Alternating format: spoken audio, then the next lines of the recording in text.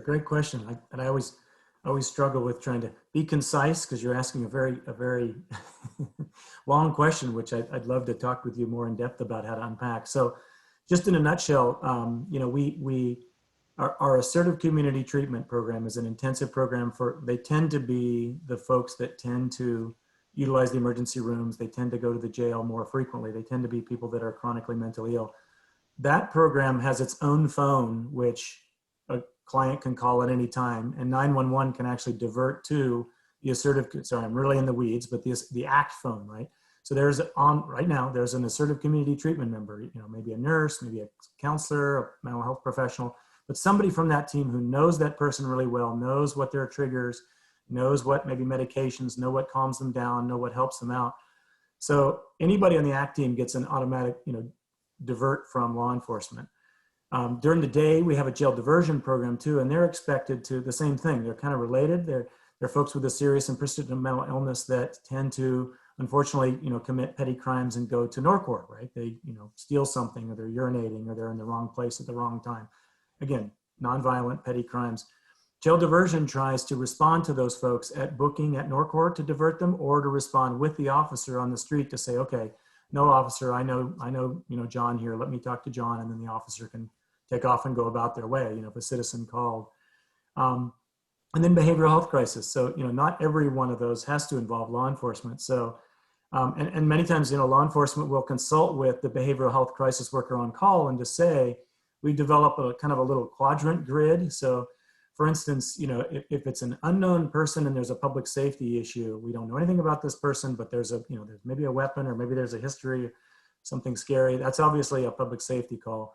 But the other end of the quadrant is, again, one of these folks that we know very well, that law enforcement or 911 knows very well. And law enforcement doesn't have to be involved at all. And those tend to be the lion's share of those kinds of calls, or those, that sort of other quadrant where they are very well known to all of us in terms of law enforcement and behavioral health. Maybe the person just gets overwhelmed, or doesn't know how to, they might have some delusions or hallucinations that, cause them to bother or call the police all the time. So that other quadrant is where we try to pick those calls off of law enforcement and not expect a public safety officer to go. And then the other two quadrants about we respond with law enforcement, but then we, depending on the acuity, sorry, I'm way in the weeds, and hopefully I'm answering your question, but law enforcement might wait around the corner where there's still, in other words, there might be some semblance of risk. Our crisis worker will take the lead, will stand at the person's threshold of their door and try to come up with a safety plan while law enforcement is still present. And then, if we're concerned about I personally have responded many times where law enforcement, is still present 6, 7, 8 feet away, but I'm having a quiet conversation with the person at their door. Hey, your neighbors are really concerned about you. Your neighbors, you don't want the police here. I don't blame you. But, when you're yelling and screaming and scaring people, of course, they don't know what to do but call the police. So those would be, and then, we do have obviously a crisis worker that works from 7 to 2 a.m. who is, really comfortable at responding to calls on his own. So I'm not sure, again, Commissioner, I'd be happy to, sorry, keep thinking I'm in the county, but counselor, I would really be happy to unpack some of this more. I don't want to take the council's time. I'm sure you'll have a late night, but I tend to get ramped up and want to talk about these things, but hopefully that answered some of your question, at least some of the and I appreciate your time. I think it's definitely something that as a council, we really need to hear. So please, you're not wasting any. Okay, good. I want to be mindful of your time. So my last question, and then anyone else that has a question can jump in. So you just explained a beautiful situation where you were the one who diffused the situation. You had a police officer just in case the situation escalated.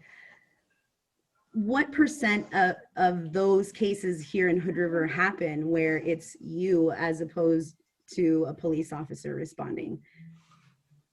Boy, again, I'm going to apologize. I don't want to just, oh, it's 10%. I really am not sure if I could dignify, and I would hate to steer you.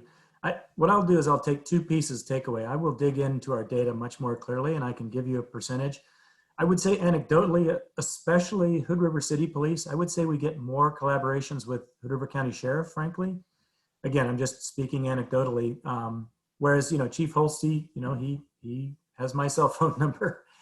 he can call me at any time, especially if there's a system concern or a consultation or something didn't go right.